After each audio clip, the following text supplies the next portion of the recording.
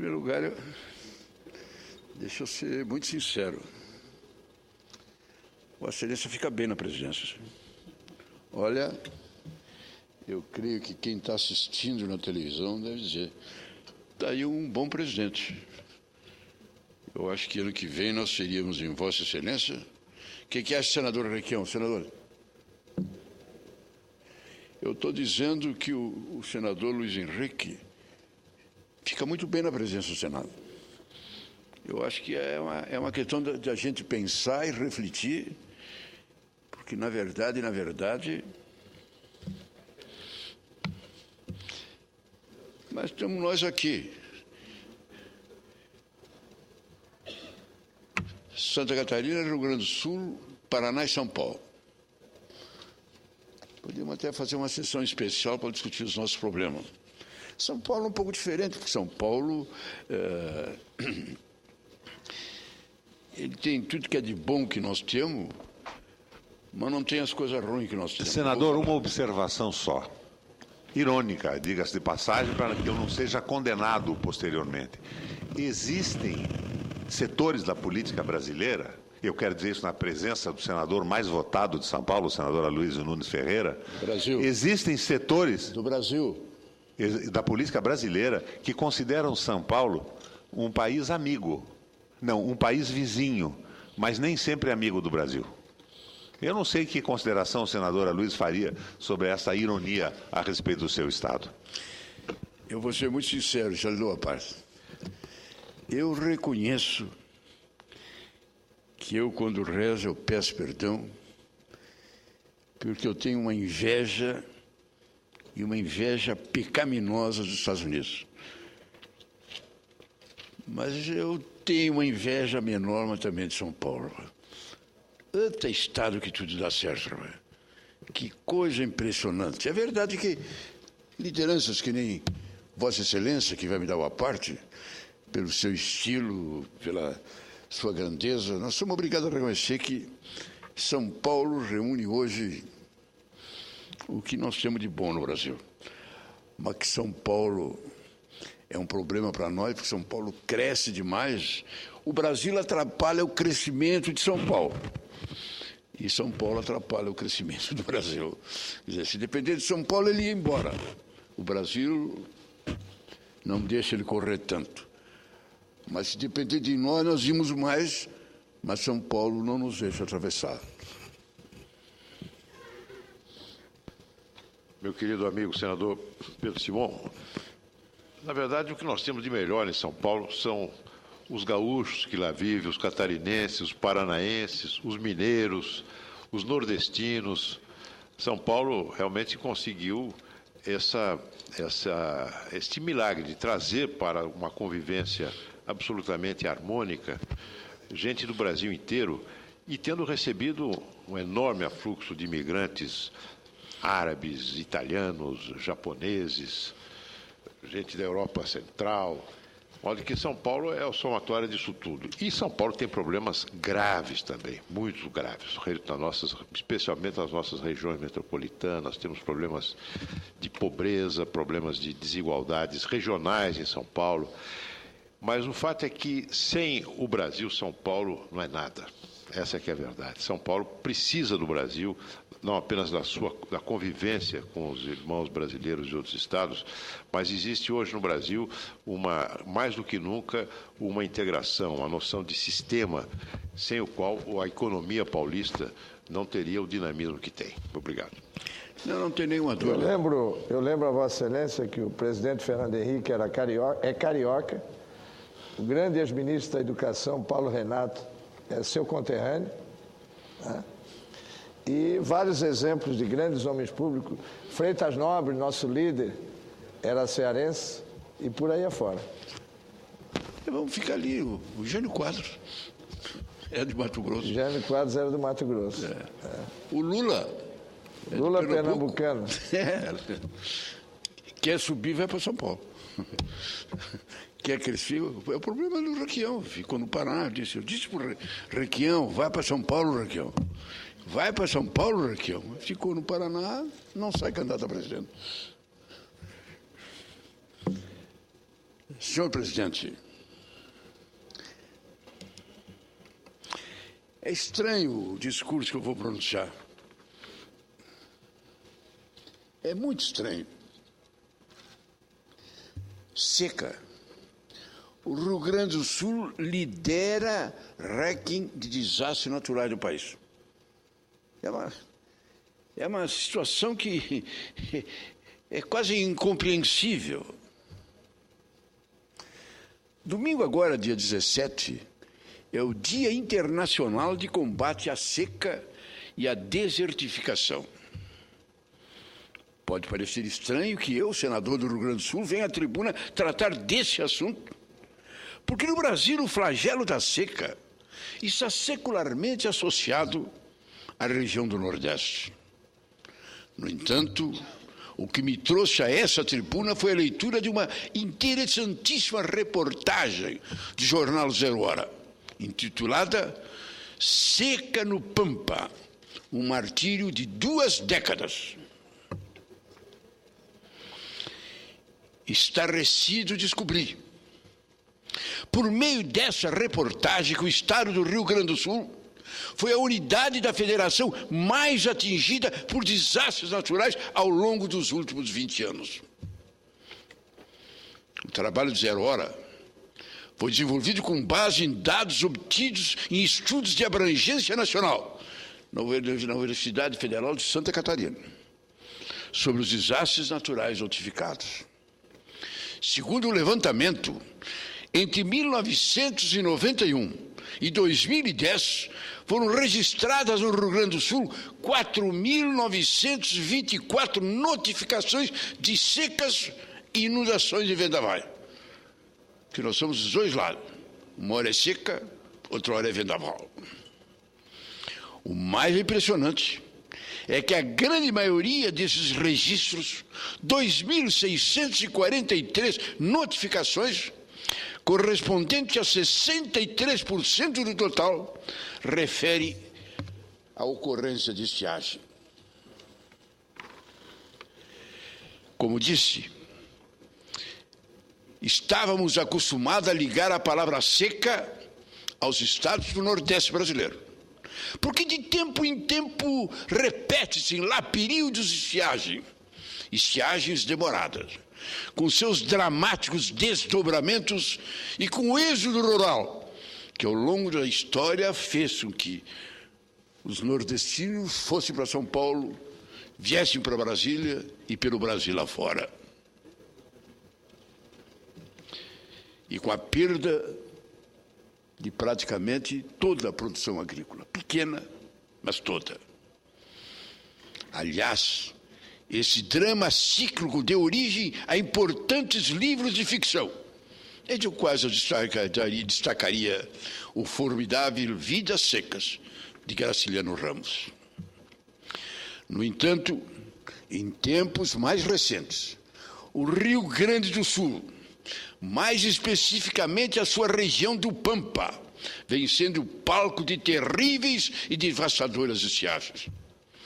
O Pampa é o nosso bioma extenso, ocupando 63% do território gaúcho. Os restantes 37% são de Mata Atlântica, o que restou da Mata Atlântica. Por isso, o Pampa tem na nossa literatura, na nossa música, na nossa história, uma presença preponderante, equivalente à do sertão na literatura nordestina. De acordo com o estudo da Universidade de Santa Catarina, divulgado pelo Ministério de Integração Nacional, as situações de emergência causaram danos a ainda mais de 2,1 milhões de pessoas, em 457 municípios do Rio Grande do Sul, sendo a cidade de Bagé, com 229 mil habitantes, a mais populosa e a mais atingida. É preciso considerar também que o Rio Grande do Sul aparece em destaque nas relações dos estados mais distinguidos por inundações e vendavais. Além de liderar o ranking nacional de estados flagelados por vendavais, o nosso Rio Grande Aparece em segundo lugar no ranking das inundações graduais e em terceiro lugar nas inundações bruscas. A explicação científica é que o Rio Grande do Sul está situado em uma zona de convergência de massas polares e equatoriais. O choque entre as duas massas determina a ocorrência de períodos de seca ou de inundações repentinas. Também o Paraná e Santa Catarina sofrem desastres naturais decorrentes dessas características climáticas. E Vossa Excelência sabe, porque Santa Catarina também foi pagando um preço caro e inundações realmente terríveis. Tivemos 7 estiagens em 11 anos. E quantas inundações? Inundações, granizo, tudo que é tipo de calamidade climática. As nossas secas, o governo do nosso querido amigo Rigoto, ele perdeu 3 safras. Nos 4 anos, 3 safras praticamente foram abatidas, fazendo com que ele tivesse que fazer milagres no governo dele, porque a hora da arrecadação, meu Deus, caiu e o socorro que teve que prestar era necessário.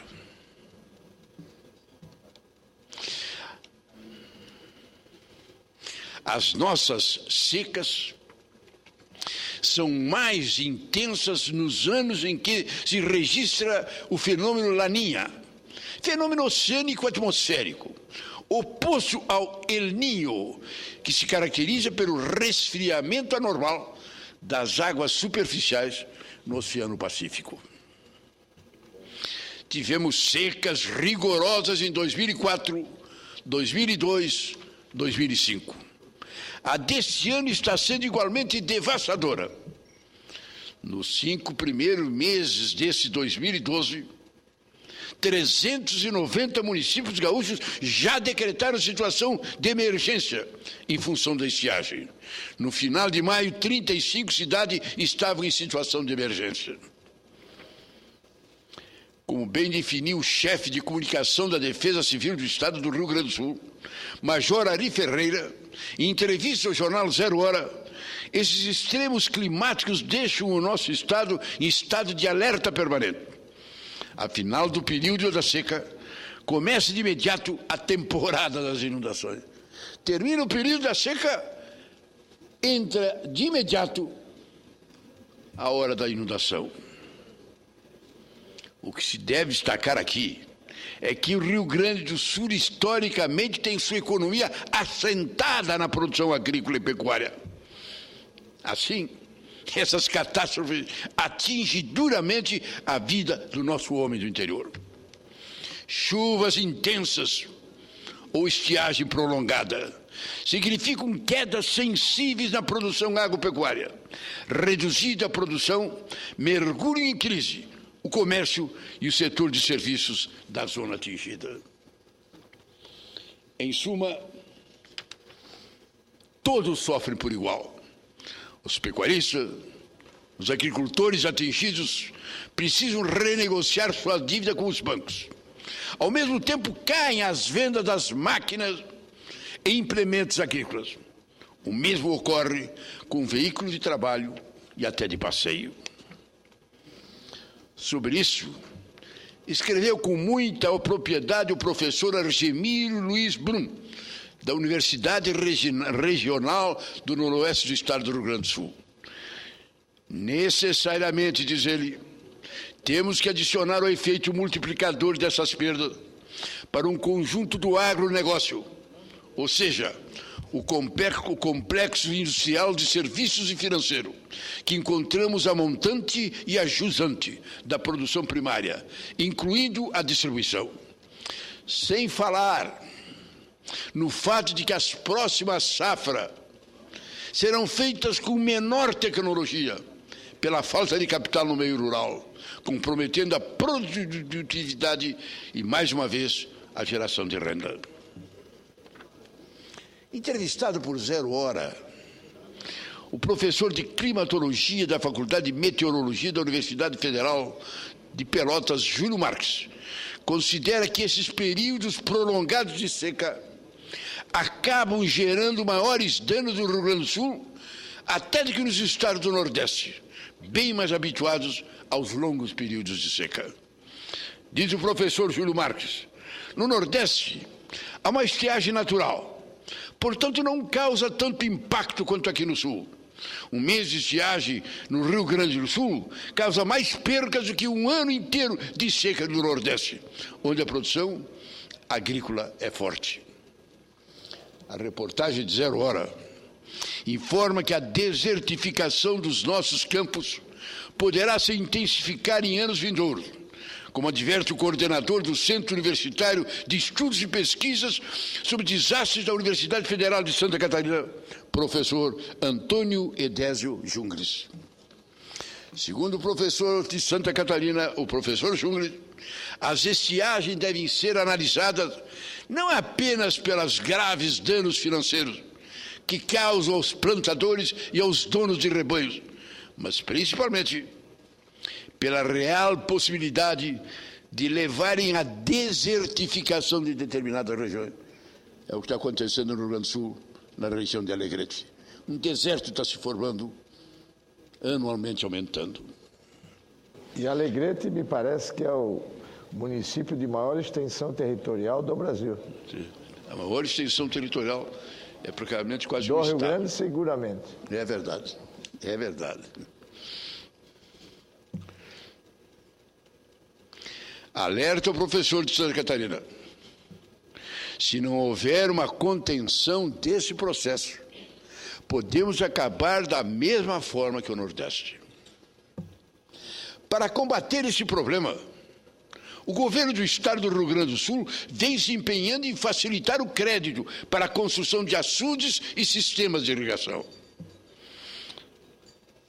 Diz o jornal 0 Hora, lançado recentemente, o programa Mais Água, Mais Renda disponibilizou 1 bilhão para esse tipo de projeto. Desse montante, o Estado subsidiará 225 milhões, além de prometer celeridade na concessão de licença para as obras.